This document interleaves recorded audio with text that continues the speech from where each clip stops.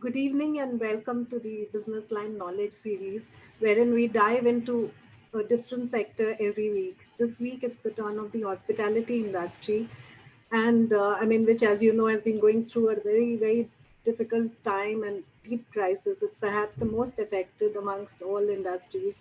Rooms are going kind of vacant. Hotel rooms are, nobody's really checking in, and the industry has also seen a lot of job losses, and just maintaining and keeping the lights burning is very tough.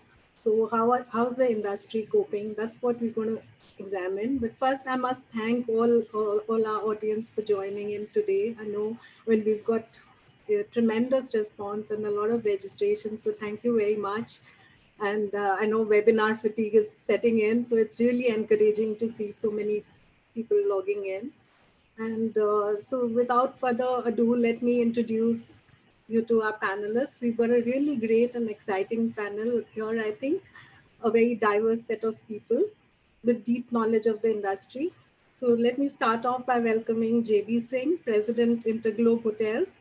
Interglobe is the joint venture between French chain Accor and Interglobe Enterprises, the promoters of Indigo Airlines. So they, I think, came together to develop a chain of Ibis hotels in the country, and already you can see Ibis dotting over several cities in the country. JB has extensive knowledge of the airline business, having worked with Jet Air and British Airways. So we're going to look at him for the airline perspective, for the airline model over here, because I think there's lots that the hotel industry can learn from the airlines, and vice versa, of course. And also JB also brings a deep knowledge of the travel distribution business, having headed Interglobe Technology Quotient. So we look for a more deeper insight from him. Then we have with us Rattan Keswani, Deputy Managing Director of Lemon Tree Hotels, which is perhaps one of the most refreshing chains, new chains here in the country. I mean, we all enjoy the vibrant chain, and in the mid market, I think it's created quite a difference. And Rathan's also the director of Carnation Hotels, which is, I think, the management arm of Lemon Tree Hotels. Rathan has extensive experience in the hotel industry, I think, having worked a great many years in the Oberoi Group. He was the president of the Trident Hotels. So, so we look to get the hotel deep insights from Rathan. Then we have Nirupa, who will bring an altogether different perspective, I hope, because she's the owner voice out here. Nirupa is the executive director of Brigade Enterprises, and we'll also look forward to hearing the millennial voice, I think, from here. The younger perspective from her. So Nirupa looks after Brigade Group's hotel, office, and retail portfolios, and she's the person behind the Art Cafe in Bangalore, which is a very interesting use of space. So, from her, we could perhaps get a little bit of insight on, like dual uses of space or how to optimize space. She's also set up Asia's first real estate accelerator program and works closely with startups. I think one of the startups is doing something with efficiency in the construction business. So there's lots to learn from her as well.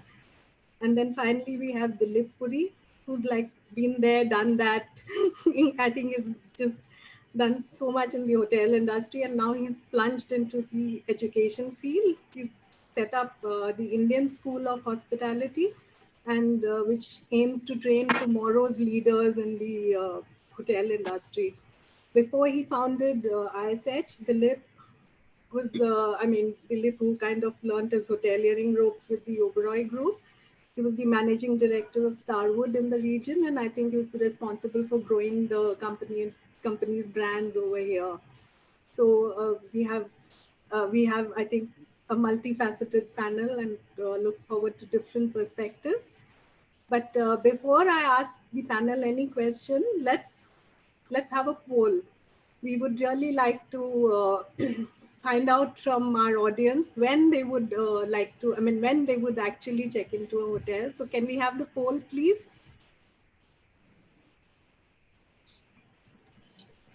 So do answer this. I mean, this is something I think everybody. This is like the $1 million question. I think people want to know whether you'll travel this year or only next year, or you know.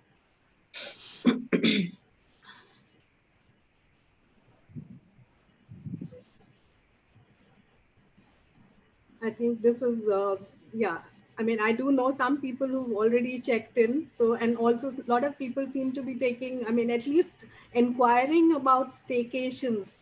So that's a new kind of, I mean, or rather not staycations, but workations, where they want to check into a hotel to work out of a hotel and kind of get out of the cooped up feeling that you get at home. So there are those happening. I hope you've all answered the questions. So let me start without much ado, and let me, I think, yeah, let me first ask Rathan. Rathan, I mean, actually, this question is to all of you, but I would like Rathan to answer it first, and then the rest maybe. I mean, let's first understand. I mean, there is some Hotelivate estimate that the industry is staring at a loss of some $4.2 billion or something, right? The Indian hotel industry, the revenue loss that they are staring at. I mean, it's a frightening figure. But let's understand from somebody within the industry how deep the impact is. What are the consequences? Where do you see? I mean, how fast do you see the recovery, etc. So, Rathan, do share with us the lemon tree and your own perspective. So the drop is huge, and the drop could be as much as they've estimated, if not more. It's difficult to kind of predict a forward play at the present moment in time.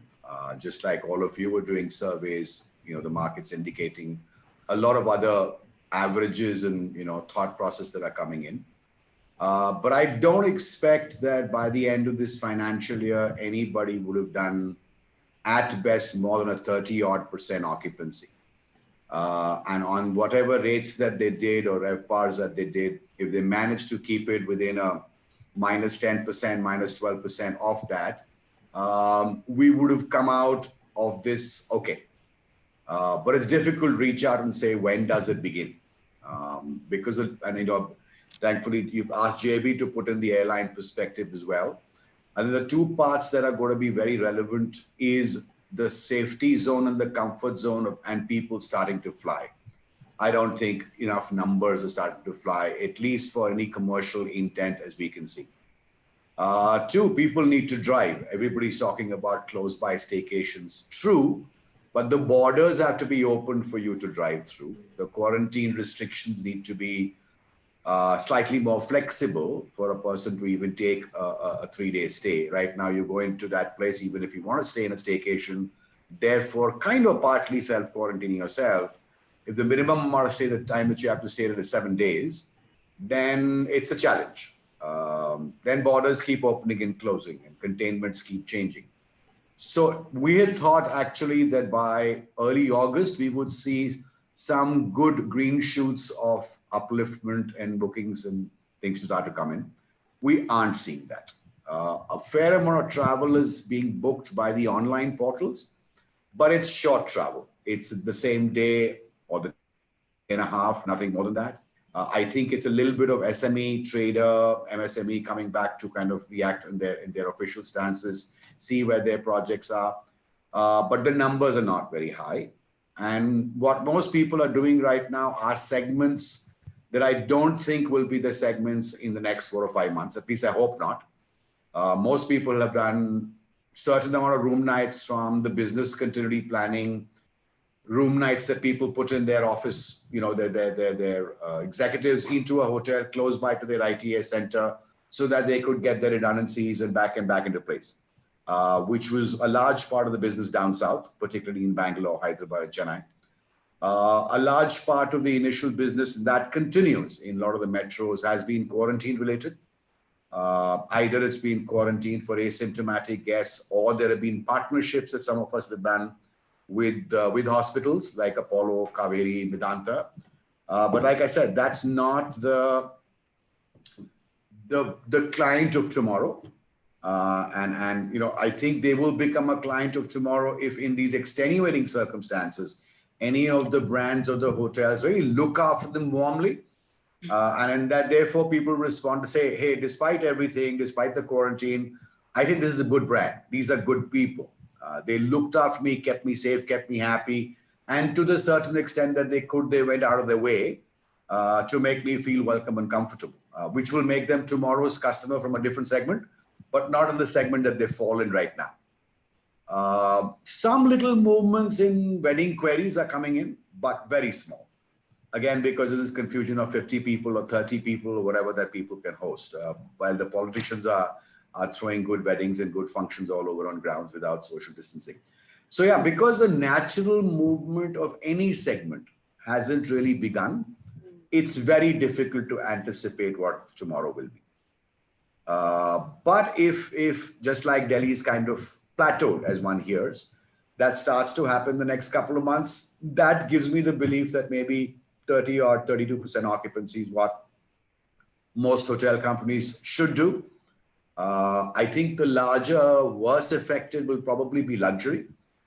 And if their dependence has been foreign FITs and for foreign corporate travel or foreign leisure, then that will take a long time to come back. The movement will largely be domestic. But yeah, the numbers could be anything that anybody wants to put on paper. That's the challenge. Okay. JB, you want to take that? I mean, tell us the impact from your hotel's side, also the Yeah, broader industry perspective. yeah. No, I think Rattan's captured it quite accurately. It's not very often that you face a crisis where demand and supply both get affected, and across all geographies across the world. So it's a very unique one, and the crisis is very deep. Uh, So there are two or three things. If one was to just sort of summarize, you have a deep crisis, you have uncertainty of revival, and the revival will be slow. So I think we all have to accept that that's broadly, where we are. And and if possibly one of the biggest immediate challenges that the country sort of the industry faces is around, customer behavior, customer sort of the mix of demand, the size of demand, and nobody has a handle on it. And Ratan's absolutely right. All the business that we are doing is all just so COVID related at the moment, hospitals, quarantine, and so on and so forth. And they are clearly not the customer of the future.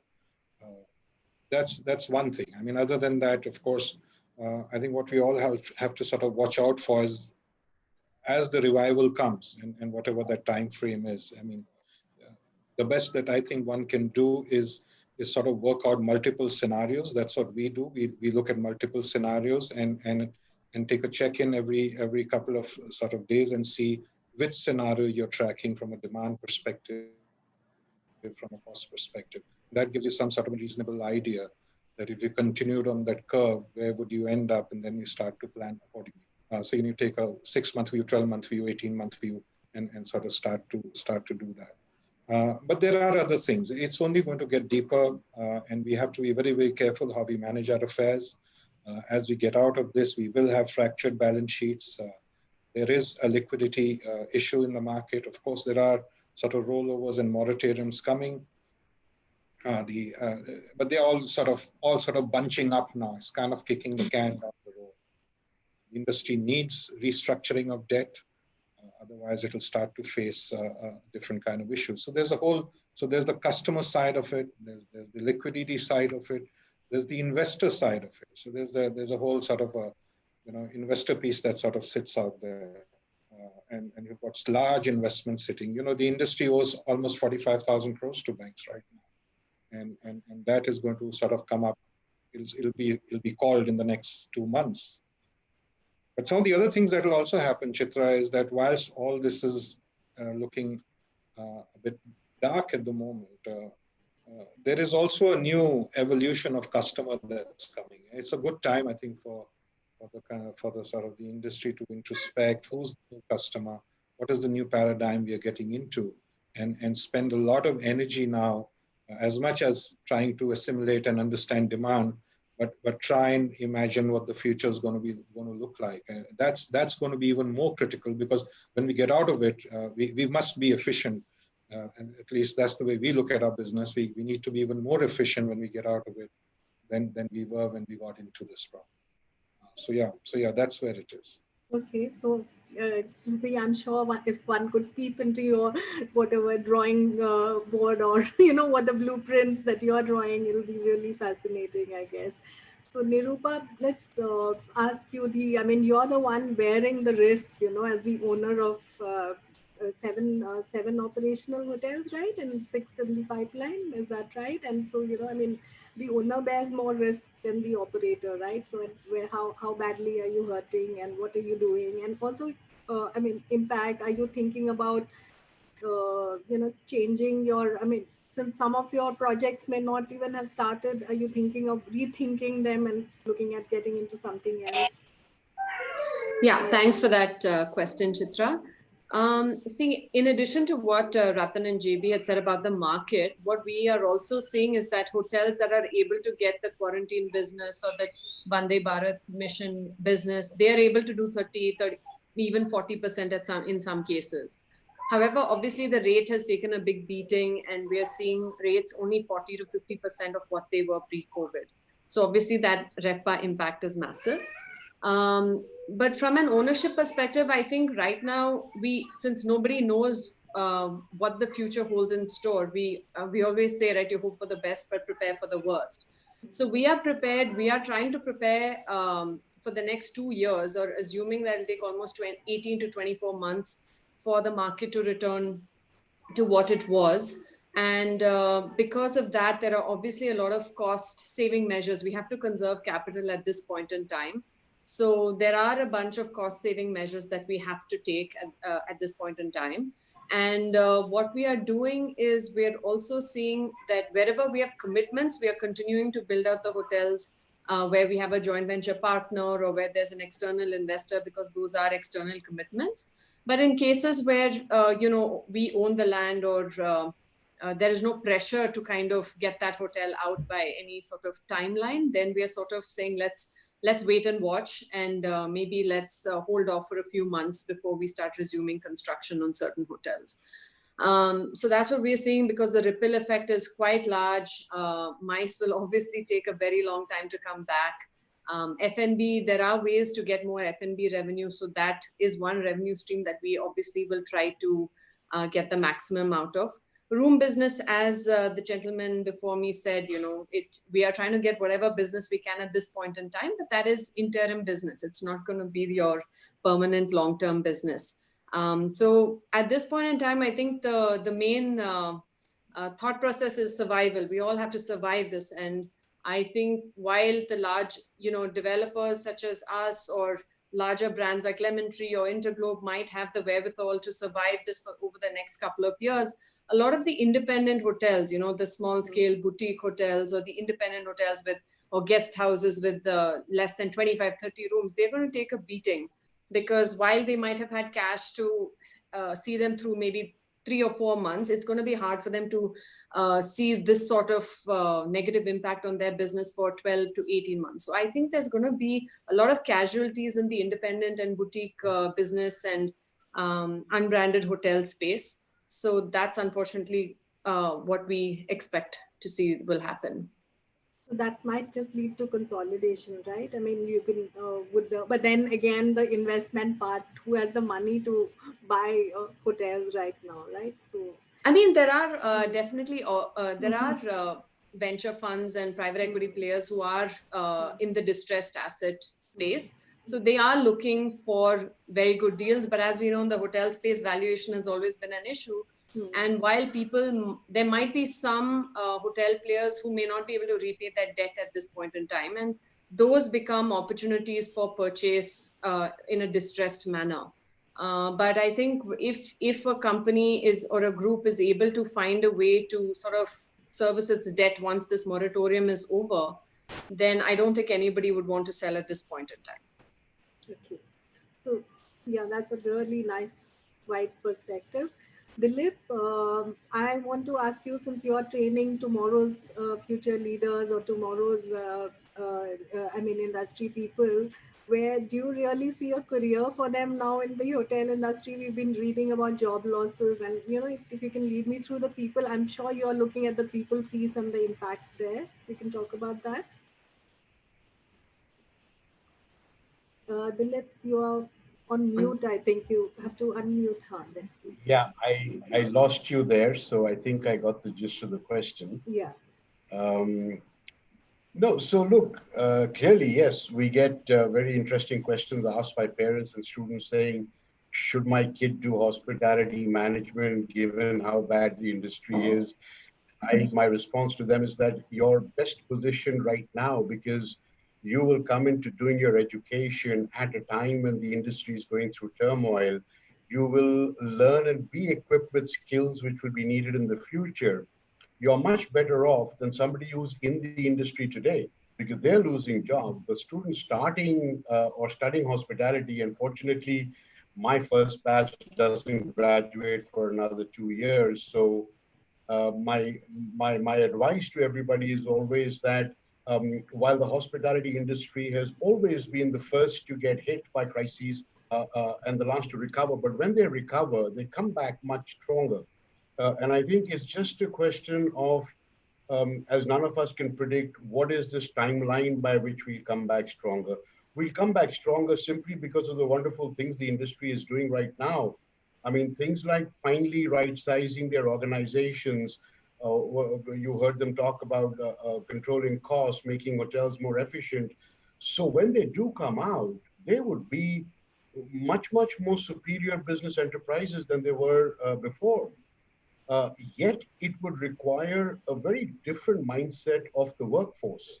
If a hotel is used to operating with 500 people and now in the new norm, it's right sized, even at peak occupancy, is going to be half that number, that workforce better be really equipped with the right skills for that job in the future. And I think therein lies the opportunity today, at least when it comes to students, but even when it comes to working people, all these companies are shedding jobs. And it's a LIFO concept, last in first out. So a lot of people losing jobs are young workforce who may have come into the industry 1, 2, 3 years ago. They're the first ones to go. This is absolutely the time when you take a pause and you say, I'll reboot my career. I'll reskill myself. And also remember a very important thing. Many other service sectors have always been starved of hospitality talent. You look at the luxury retail, you look at real estate, you look at aviation, they all try and poach from hospitality. Today, there is an amazing bunch of that talent available. They get equipped with these right new skills, and I think the world is their oyster in the future. So I would advise any young person either losing jobs or wanting to look at the industry or graduating to say this is the right time to take a pause and reskill ourselves because the future will be better and brighter in a very different way with very different skill requirements. Yeah, that's the future. But what about the here and now? I mean, the impact on jobs, I mean, impact on people, how bad is it? I mean, everyone, we I do, think I think you'll have to ask Rattan, I perhaps, think you'll have to ask the industry, you'll have to ask the employers how bad it is. Or my own sense is that it's going to get worse before it gets better. I think the first 4 months have gone by trying to protect jobs as much as we could, but as the reality sinks in about the revival period taking longer, I think more jobs are going to go. The question is, how do companies exit people the right way, give them some light at the end of the tunnel that, just take a pause, things will come back. And in that interim, what can young people do? They can cross migrate to other industries. I think hospitality professionals today, young people, are better equipped to find jobs in newer sectors, different sectors than many others are.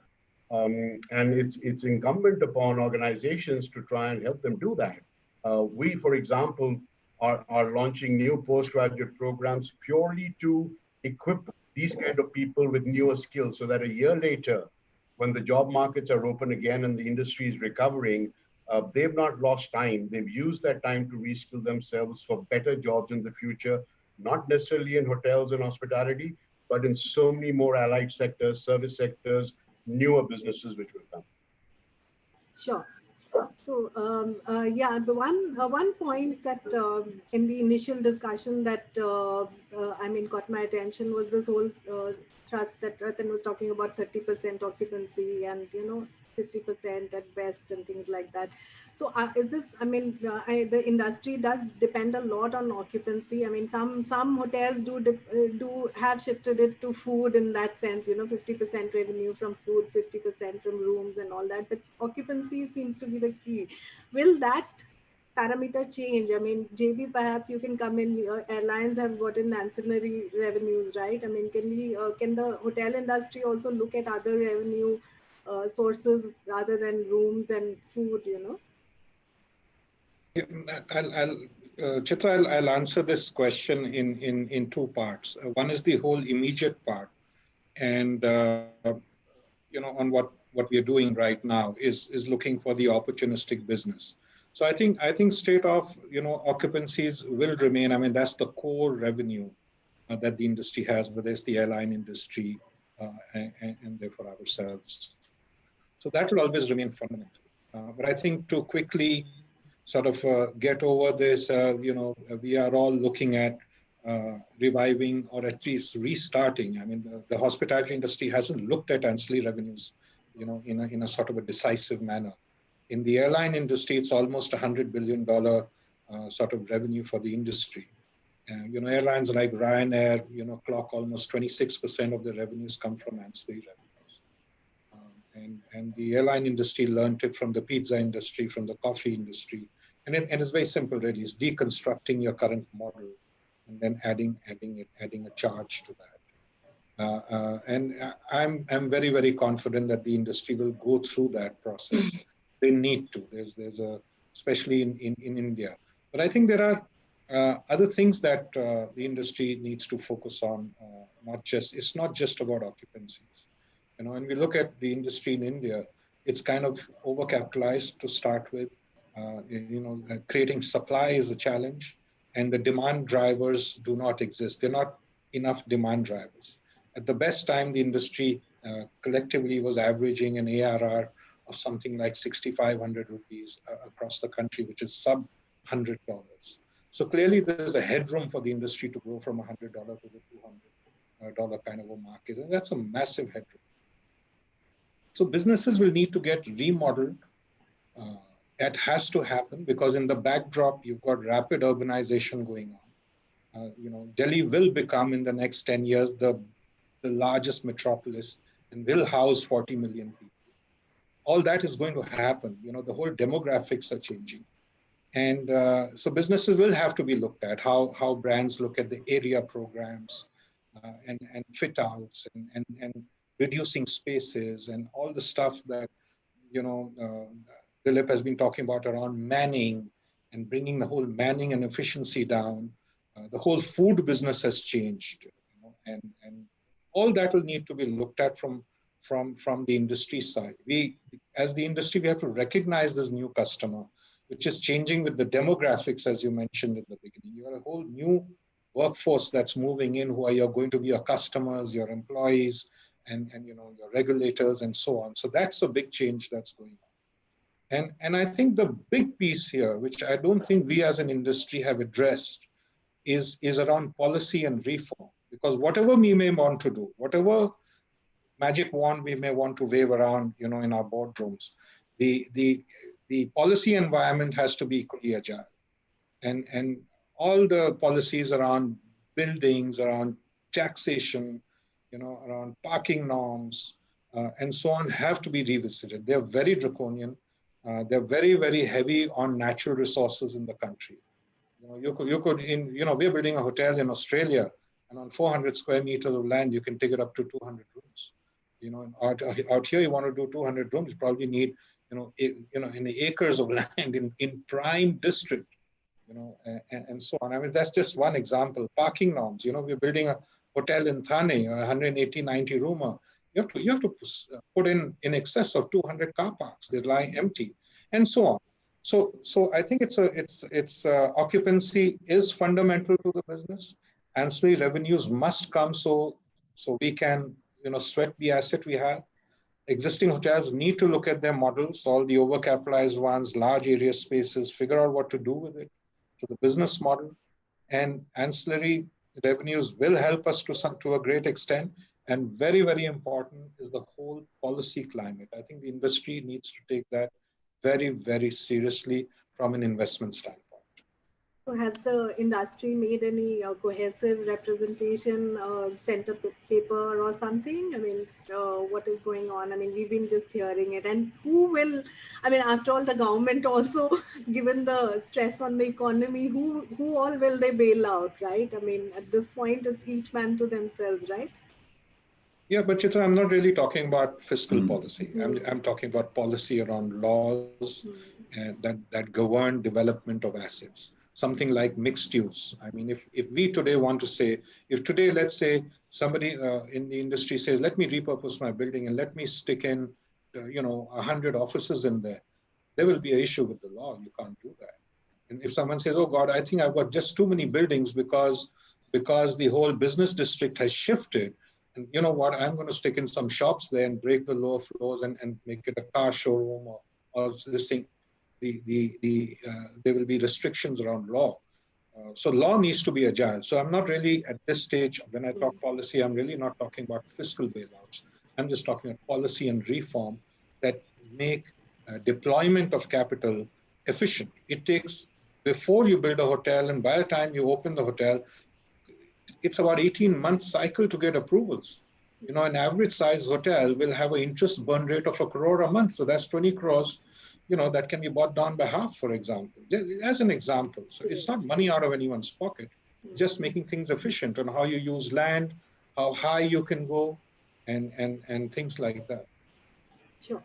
Rathan, you want to comment on that? I mean, you at Lemon Tree, you've experimented with some other things like long stay and others, right? I mean, anything that's helping you at this moment? So let me just, get back to what JB was correctly saying. The time for any fiscal help is gone, and I don't think it's going to happen. Where policy assistance or change is concerned, because there's so many lobbying bodies, a whole laundry list with the government. But some of us have sent a shorter laundry list, if I may call it laundry list still, with exactly these priorities around time, around mixed use, which has gone out to certain people in the government just about a week ago. The unfortunate part is that because a lot of the things that we have to do are state driven, a lot of these are duplications between central and state. And there is no one governmental system that works, because tourism on its own as a ministry has no teeth. It is far from being even a strong recommending body. So that's always been the issue. So yeah, I think that's where the answer for a long-term future lies for the next 50 years. But I think we've just about started the process all over again, as we continue to do every 3 or 4 years. But true alternative uses of space will need to be looked at. And I'll take it into 2 parts. Because Lemon Tree has been fairly area efficient since we began, at least in all the hotels that we own. So we did not have that kind of a problem that a lot of the other upscale and luxury hotels have, where we need to reorient that space. And we will continue to tighten up that business model instead of being flexible. Some of the managed hotels, because they've already built, they have those same quotient to challenges, but less so. So that hasn't stressed us out too much. But I think in the future design, and what we are hearing is episodic epidemic pandemics will keep happening in some kind of way. I think some parts of design around air conditioning, fresh air mixes, open area spaces, entry and exit, detailing for rescue, for exit, will need to be defined again and differently, which is not part of a hospitality piece.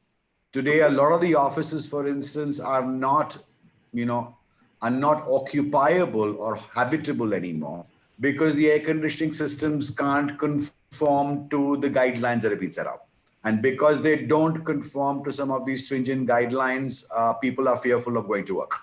So I think that's where it'll be. I've been on certain conferences with people in the real estate, commercial pieces. A lot of people are talking about how nimbly can a hotel room be turned completely into a hospital bed or a hospital location, and how nimble can people be, because maybe that will be the requirement, that there could be some inventory that could be very quickly amended should there be a requirement. Some commercial real estate players are looking at the fact whether certain inventory that they've got of space, can they look at it for senior citizen homes? Because what they've all realized is that if the elder citizenry who've had to live on their own and then have kind of got blocked out, they have nowhere to go and therefore look after themselves, can they start to look at certain inventory be converted into something that some companies have begun, which is senior citizen facilities. With no balconies in Mumbai, and we used to all complain about it. I think we've all now realized the value of a small balcony, a larger one, because whoever had it has survived it better than others who don't, because they've just been in a like a prison cell for a home. So I think many changes will come.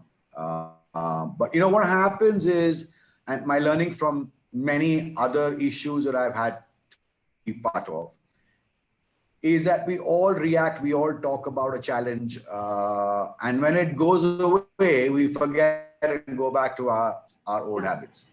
Earthquakes happen, floods happen, terrorist attacks happen, we change our practices. We all talk about the world of tomorrow and how to package it differently. But hey, 2 years later, just having a baggage scanner is a big problem, but we forget about what the reason for that stuff is. But this time the pandemic has lasted. I'm hoping that whatever we do, it's a general impact to business, and therefore, what's your risk management strategy? What is your crisis strategy?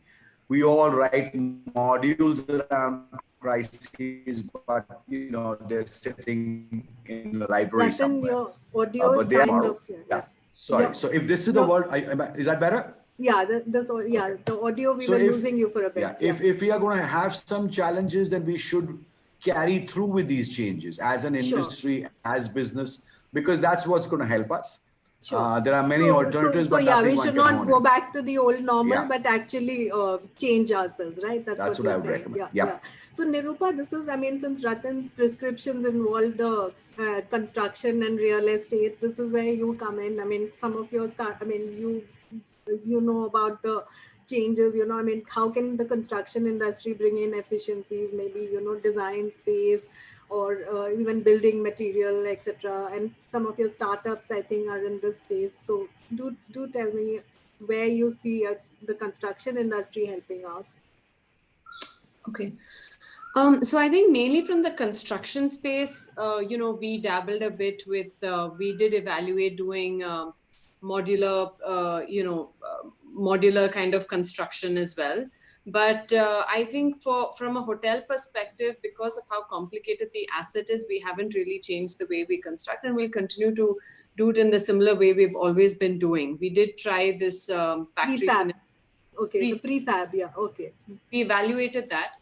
But, even while the proposition said, time might be, you might be able to build a hotel in half the time or 30% of the time, the cost of doing so was still almost 40% higher than the traditional method of construction. So didn't really make sense at that point in time.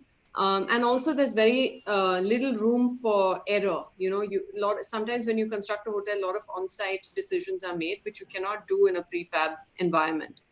But actually, what I would say is, more than looking at the entire construction process, there are smaller little technological advancements that we can look at to help save our costs. For instance, in our malls, what we have already started doing is using, from a sanitation perspective, using UV sanitation for all the handrails, or using one of our startups that has just pitched for this batch. They do automatic cleansing of toilets. So the moment somebody has used it, it's an automatic UV cleansing of the toilet. So those are little things that can help, whether it's in retail or it's in the hotel space or in an office space. Some of the other things that we're seeing is, say, contactless, right? Everything has to be contactless, whether you step into an elevator or you're paying your bill or you're checking in. everything is becoming contactless. And what was prior to this, what was say nice to have, like a mobile check-in was something a lot of the operators said, hey, we have this mobile check-in business, which was just a nice to have. But I think all those nice to haves are slowly going to become must haves in the at least next few years, and that will become the way of the future. So we are seeing a lot. And for instance, a lot of hotel rooms, when you want to have this ability to pay their bill via the television, or order via the television. And I think those were just looked at as frills and fancy items in a hotel room. But I think those are going to become the way forward. People will not want to go to the front desk and complain about a problem or do their checkout or check-in. So a lot of it will have to be on the mobile or using technology. We're also seeing a lot of improvement in the kind of VC setup that's happening, because people might want to restrict their travel next 2 to 3 years. And the only way now to communicate would be good video conferencing infrastructure. So we're seeing a lot of startups focusing on high-tech video conferencing abilities. So those are some of the startups that startup ideas that we've seen in the last couple of months come up. Okay. So I think we have to keep a watch on the time too. I just maybe quickly ask you, when do you see recovery happening? I mean, is there any, you want to hazard a guess? I mean, Rathan did say, first they looked at August, September, etc. But now do you want to, will each one of you kind of give a guess on your time frames? So JB, go first. Okay, that's lots of crystal ball gazing, but the way maybe we'll start to see some sort of movement towards the end of this calendar year, maybe low percentages, because right now we are not seeing anything. I mean, that's the honesty. But I think if one was to take a guess and say whatever the trend we are tracking today, pre-COVID level, 18 to 24 months. Okay. Rathan? Yeah, I'd say the same. 18 months, it would be optimistic. And Nirupa? Yeah, JB and Rathan, like I said before, we have to plan for at least 24 months. 2 years, yeah. Get to pre-COVID levels. Okay, Dilip? The guy I feel most sorry for right now is somebody who you call revenue manager in your hotels. I mean, everybody's asking the poor chap the same question you're asking. And his counter question is, what baseline do you want me to use? If you want me to predict what's happening in December, should I use December 19? So indeed, today there is no baseline to predict, right? The recovery is not based on what we do or what the market will do. It's based on what the disease will do. And the fear which is the disease is causing will do. So for anybody to project, I mean, 18 months to 24 months, I would ask a counter question, is that full recovery post a vaccine where everything is back to normal? Or is it, so the question is, when do hotels come back to peak, which I imagine for most would be 2019 as a business year, the calendar year. Again, yes, it could be 18 to 24 months, but anybody trying to project that scenario as the only outcome which they are working on today, obviously that's a foolhardy thing to do. As JB said it rightly, everything has to be a scenario plan. So in this scenario, if it happens here, what will happen or what will happen? And that's the only way you can keep yourself, because the shorter the time period, the easier for companies and hotels to say, okay, I've got cash flow for this time, or up until this time, what kind of runway are you building up? For these companies like Lemon Tree or Interglobe or even Brigade, it's very much easier given that their runways for cash flows are much longer. But as Nirupa pointed out, to those small independent single hotels, they're the ones who should be asked this question, when do they look at recovery? For them, recovery is probably that when can they shut down their business and exit without a loss? And so, the industry is too large to have one quantified number saying 18 to 24 months. For somebody, the recovery might be the day he's able to change the purpose of use of his asset or sell his asset or do things like that. I think there are too many variables in this to predict a specific time frame for full recovery, in my view. Sure. Since the topic of the discussion is new ideas, let's hear some radical ideas from all of you. You know, I mean, let's hear some absolutely we need out of the box ideas, right? I mean, Rathan, you did say that people will say "chalta hai" and go back to the new normal, but I mean the old normal. But if we can have some lasting, different ideas, JB, please go first. Oh,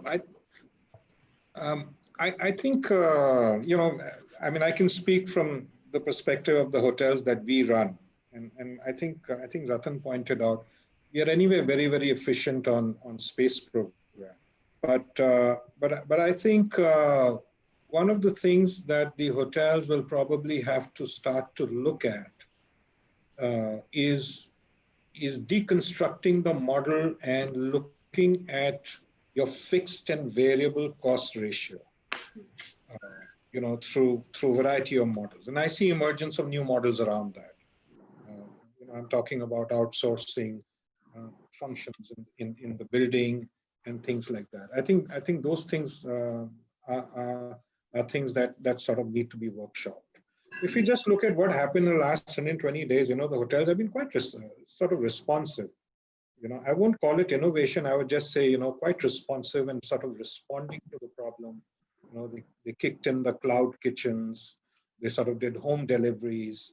They engage with customers. We engage with customers. Everyone did. All the big brands obviously have very strong SOPs, whether it's Accor or any other brand. They all have very strong SOPs. So they know how to pull the brakes on fast and quickly move into a sort of a containment and then start to sort of put in revival stuff. So a lot of that has happened. They were off, staycations have been out there, workcations have been promoted, and so on. But I think because the assets are such, the big ideas will come from very radical sort of movements. Is the small one, even ancillary revenues, at best, even when that revenue stream sort of materializes and your demand is back to normal, whatever, at best you'll contribute 10%, 12% Right. to total revenue. Now that's not good enough. It's a filler, right? So it'll have to be radical stuff, looking at the new, sort of customers. I think a lot of the self-care thing is coming up, health with the new demographics. A lot of that stuff will kick into hotels, so we'll see a lot of changes around how the new demographic behaves. But I still think it's going to be larger structural changes that will work for the industry. Fair enough. Rathan, you talked about the traveler or the guest of tomorrow. Any guesses on who the guest of tomorrow will be? I mean, have you put your thought, because even JB mentioned that it'll have to be like a new customer base or something, right? So you mentioned senior citizen. Yeah, so coming back to what, initially what JB and Nirupa said, I think the contactless piece will keep getting improved. We've been able to achieve contactless for the coffee shop, for in-room dining, for check-in and for checkout in a very cost-effective manner. And we've kind of home created the entire model. It's already gone on to, we're testing it out with two hotels, and we'll be live in all hotels in the next 1 month or so. I think the critical, so, we're not touching the software aspect, but I think the one most creative person who can make that engage will be the winner as a trainer. Because I'm imagine being served by a person with a mask. We've always, accentuated the warmth of a smile. But I'd love to find a unique idea around how do you make people appreciate that you're actually welcoming and smiling behind that mask, other than putting a smiley on your mask. But yeah, coming back to the business model, space planning, JB's covered it. I think senior citizen, I'm hearing a lot of stuff around it. Senior citizen. In many cities, even the tier 2 cities, I'm hearing a lot of. Particularly where the senior citizens or the people at certain ages had family members who were abroad, or family members who are not in close by distance to them, and they had to go through that difficulty, and their families are looking at alternatives, which is, I think, how it will be. But if, again, like JB said, mixed use can come in, with certain parts of the building being used for commercial office spaces, some parts easily convertible into alternative choices, rest of it working typically for hospitality, multiple exits, entries for safety, better, different air planning. I think all this part will be the world of tomorrow. But the first thing, again, I would say, we've got to be able to find a way to encourage the people who are right now on furlough. I think on another call, Chitra, you and I discussed it, that, my worry as purely a citizen is that we have millions of, ladies and gentlemen between the ages of 23 to about 30, 32, who are on at least leave without pay if they have been let go. And then they have no idea what they're going to do. And they are stuck in a very small environment. And so therefore, to keep in touch, to keep them motivated, to keep them hopeful, and as soon as you can ramp up to keep bringing them back at various points in time for limited purposes, rolling purposes, I think will spell the future of a brand as being culturally responsible, socially responsible. The government ain't going to help us with that one. But I think as an industry, we should put our heads together to say, how can we create a bit of an upsurge of positivity and help those people kind of bide this time, hopefully not for more than a year or so. I'm, again, being predictive, but that's the best I can do. Yeah, so Dilip, yesterday, I think we've also had a discussion on the gig platforms coming up. I think Accenture has put up a platform where companies which are furloughing executives can be loaned to other sectors, right? I mean, so do you see that as a model, Dilip? Or, and can that become a permanent model so that it also reduces your manpower cost? Yeah, so I think we're going to see a significant migration of the young demographic Rathan mentioned of hospitality professionals moving not on loan, I would say moving fairly permanently into new age sectors. They'll go into e-commerce, they'll go into many other sectors. And that's a good thing. Our industry was always very insular, so this may be a good thing, as people churn and go out of our industry, hopefully we'll be able to attract people from other industries to make our industry a little more, out to in looking than just inside out looking. But again, in this time period, what can companies do? As I said earlier, encourage them to reskill. If a 500 employee hotel needs only 250 employees in the future for managing the same level of business, those guys need to have a very different level of skill sets. Today's employees who stay on will not be able to do that. And so this whole, when you hear people talk about reskill, upskill, new skills, the question to ask is, what are those new skills? And that's what you should be encouraging people who are losing jobs to say, go and acquire them. Maybe we can support you in that. We as an academic institution certainly want to support the industry in seeing how we can help plug that gap. If you're exiting somebody, yes, find him another job, that's great.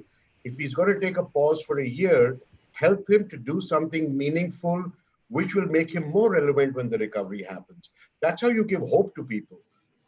As Rathan said, the government's not doing anything to support certainly hospitality people for sure. But the biggest affected are these young people. And I just want to kind of comment when you said about innovation. I can tell you, the pre-COVID days when we would go out to corporates to sell executive education, which is a part of our enterprise in any case, 9 out of 10 would say, "Yaar, ye blended, splendid, thoda kam rakho. We want FaceTime and seminars and workshops and retreats and offsites." Today, those same corporates, because they're seeing how used to their employees have gotten in this lockdown to consuming online learning. You see LinkedIn feeds of people, everybody is proudly putting out, "I've got that certification, I've got that course, I've done this," right? It's becoming a social habit. It'll become a lifelong habit. So as working professionals adapt to consuming online learning, look at the amazing opportunity for hotels and any other businesses in their L&D efforts to now say, "Hey, I don't have to force this course down your throat that go and do this e-corner and you do this and that." Today, the workforce, the young students, everybody is so well adapted. It's like what demonetization did, right? One day to the next, we got used to from using cash to using a digital card or a wallet. It was a social habit which changed in Indians. This consumption of online learning to all employees across companies, gig workers, young people, older people, that's going to be the big new innovation and how companies are going to be able to keep their employees refreshed, reskilled, upskilled all the time. Because the changes which are taking place are not just taking place today, changes will continue to take place. But you've now got a mindset of an individual in your workspace who can continuously upskill themselves. And I think that's the biggest outcome we can look at from this. So I think we are running out of time now. So we just have, I mean, we've got some audience questions also to take. But before that, let's have the second poll. Can we have the second poll, please? Basically, we want to know what factors will most influence your choice of a hotel in the future. I mean, this is again something, will the old factors of location and price still hold true, or will people prefer, to go with a brand they know, or a hygiene, I mean, new safety measures? In fact, some of the audience questions coming in are around that. People are very keen to know what are the assurances around safety, right? I mean, I think one of the first questions is how are hotels going to keep their, maybe Rathan, you could take that. There's a question from Gaurav Agarwal on what are the measures that I mean, if you do want to check in, but you feel a little panicky about going to a hotel, what are the kind of reassurances that you are providing? So let me give you a general overview. It'd be wrong for me to tout what we have done as a company, and we've extended this in large manner. But I think if anybody's aware in any form about what WHO guidelines and guidelines around the government announcements that have come, as long as the hotel is visibly and perceptibly able to showcase those to you from the moment you enter the main gate, you should be all right. Restaurants are doing some great stuff around it. You keep reading, you keep accessing it, as you move around the city. Each of the brands have done wonderful stuff, and we keep benchmarking what the other senior brands have done. We've set out our own SOPs. We've put out our own house rules. So we send out the house rule, which are a synopsis of the guidelines to people before they check in. On check-in, we are able to display the contactless activity around ordering from room service or ordering in the restaurant, how their check-in and check-out is going to work contactless. We are, as I said, we're just working right now on how to showcase a smile behind a mask. But our conduct will tell. If our own conduct as hospitality professionals on the ground showcases the continuity of what you're putting out in information, either on your net or on your letter or your welcome, it'll give confidence. And so I would recommend that, because a lot of the brands have put out what they're doing, before guests check in, they should have a look at what the hotel company or the brand is talking about, and then go sense it out, because that is the biggest necessity that will make people feel safe. And display it, but display it with warmth, so that the fear goes away. The first thing is to lose fear.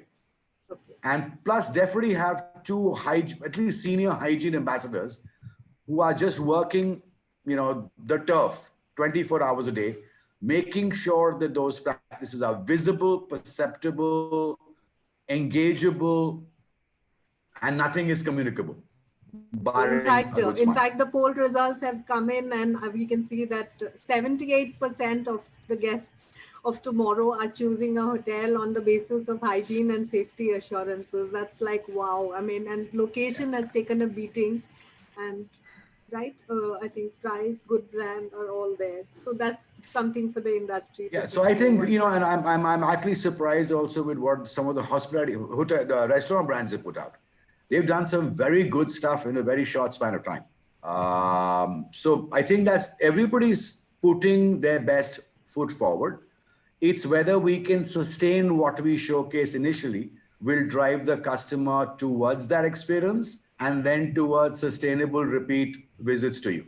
Okay, so there's a related question coming in, which is an interesting one, which is on This is from Lal Tendu, who says, with the additional expenditure on disinfection and hygiene, etc., and lower distancing driven mandated occupancy, your break-even costs would probably change, right? So, what would be the break-even occupancy for a 3 or 4 star hotel? JB, you want to take that? I mean, yeah, you can't. This is a kind of pricing dilemma, right? At one level, you want to get the guest in, so you have to discount. At another level, you are incurring additional expenses. So Yeah, obviously, yeah. that's a kind of a question. The answer is a moving goalpost, right? Hmm. But I think I just want to say one thing, or just adding on to what Rathan was saying, and it's interesting how the poll came out.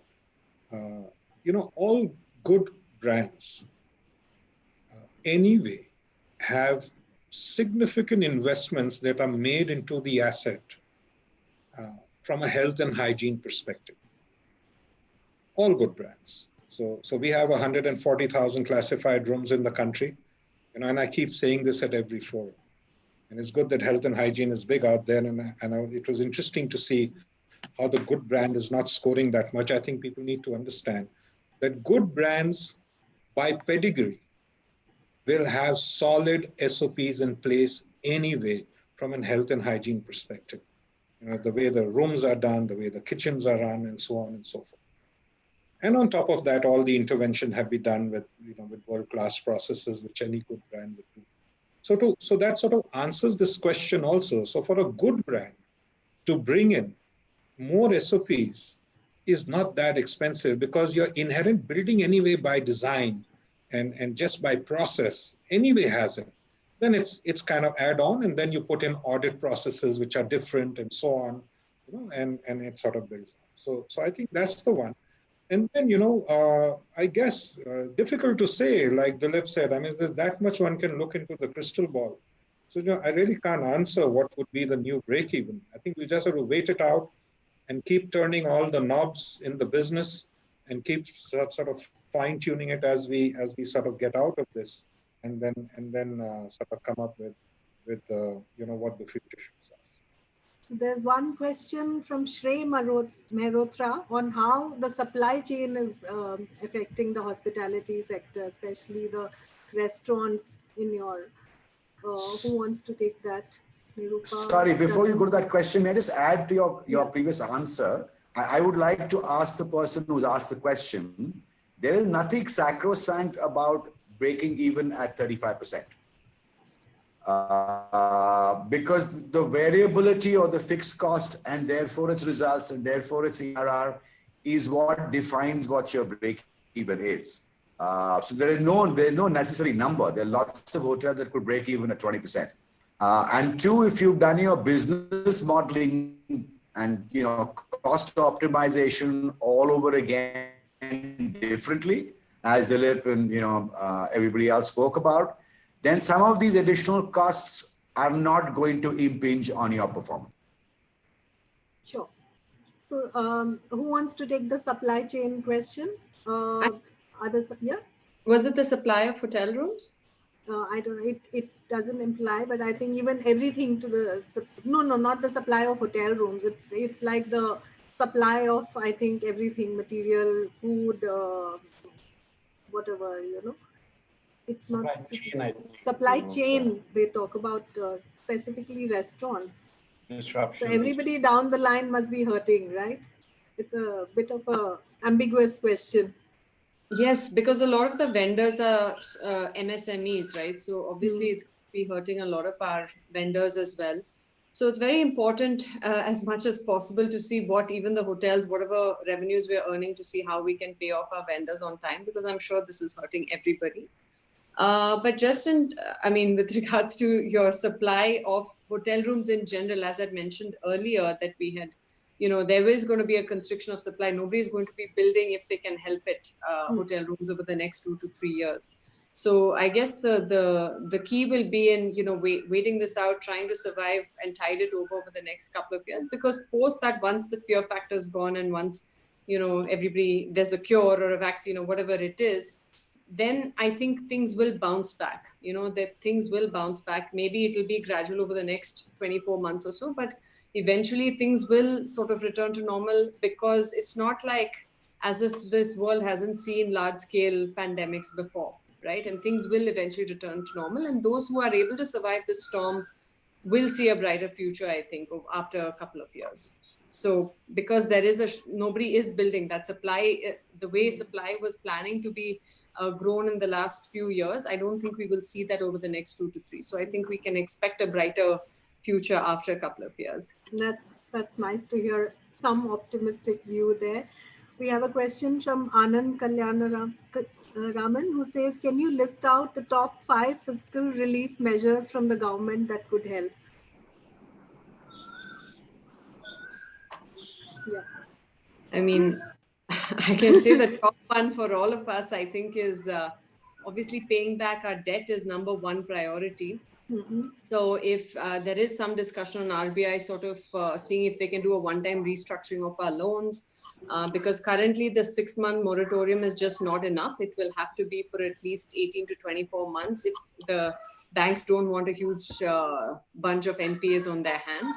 So I think the most important is seeing how we can restructure our loans at least, or at least deferring them for 18 to 24 months till there's some resurrection in the industry. I think that is our top priority. Of course, there are other things like seeing if we can pay our certain taxes later, whether it's property taxes, or seeing if the minimum demand on utility bills can be deferred or postponed or at least waived off. So those are some of the measures I think state government can also, one is RBI, of course, on the loans, but I think the state government does have the power to see if we can defer certain utility charges and property taxes, or reduce them or defer them or even waive them off. Okay. Okay, this was a question for, I think Dilip has actually answered this question. It's a very long one from Ashrit Mahesh, who says that he's a 23-year-old who has a bachelor's degree in finance and a postgraduate degree in hospitality management from a very reputed Swiss school. While all this sounds amazing on paper, the reality is that the most interesting thing in my life right now is watching West Indies and England play a cricket match. Says that as an industry fresher with less than 2 years of hospitality experience, but having big dreams of being a general manager or a regional vice president of a luxury hotel, would it still be practical to follow these dreams? I think, Dilip, you had kind of answered it, but maybe you could still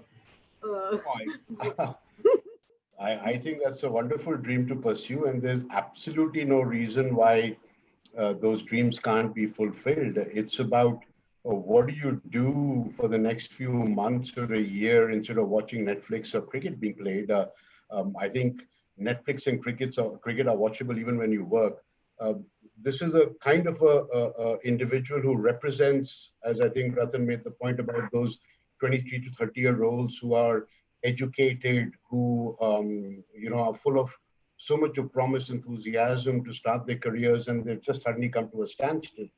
I think these are exactly the people who have to be mentored by the industry and shown that tunnel at the end of it, that look, it's a question of survival right now. The industry keeps saying survive first, then only you revive and then you thrive.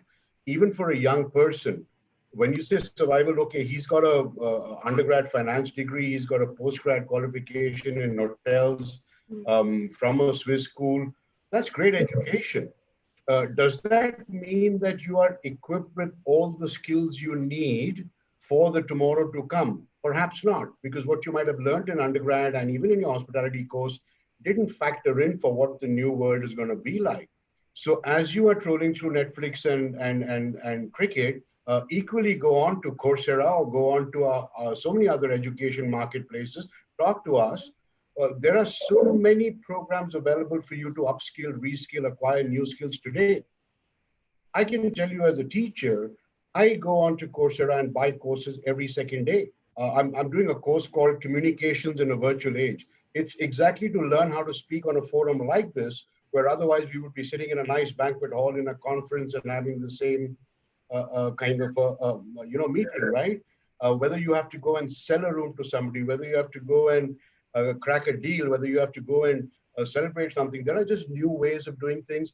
Figure out those And don't let your education get wasted, but add the newer skills which are going to be required for the new world to leverage that education you've got. Because tomorrow, when you go back to the workspace, I can tell you your career to become that regional vice president might get accelerated because of the skills you've acquired in this time when you have the time. That's my advice. Okay. So I think we are already 10 minutes over our time. So I just want to wind up with personal kind of question, a rapid fire question, so to say. Personally, for each one of you, what has been the learning from the pandemic? I mean, this is a kind of time we've never seen before. So JP, please go first for you. What has been the biggest learning or takeaway?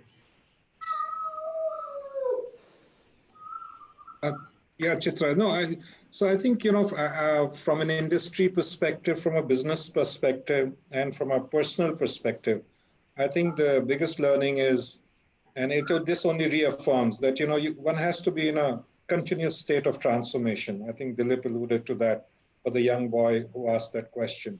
And I think that just makes you more competitive. It makes you more sort of agile, and most importantly, for times like this, more resilient.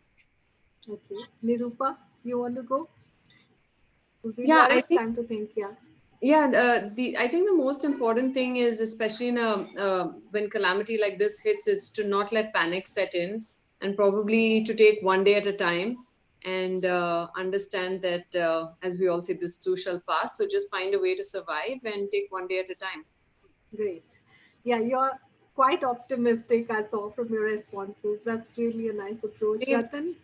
business in India, you have to be optimistic only. So So Rat- as you said, rapid fire, rapid answer, I'd said all of the above. no, that's not So allowed. That's cheating. So yeah. no, but I think the biggest learning or change has been I'm not the kind of person who likes to have online chats or telephonic conversations to drive something. It's not who you naturally are.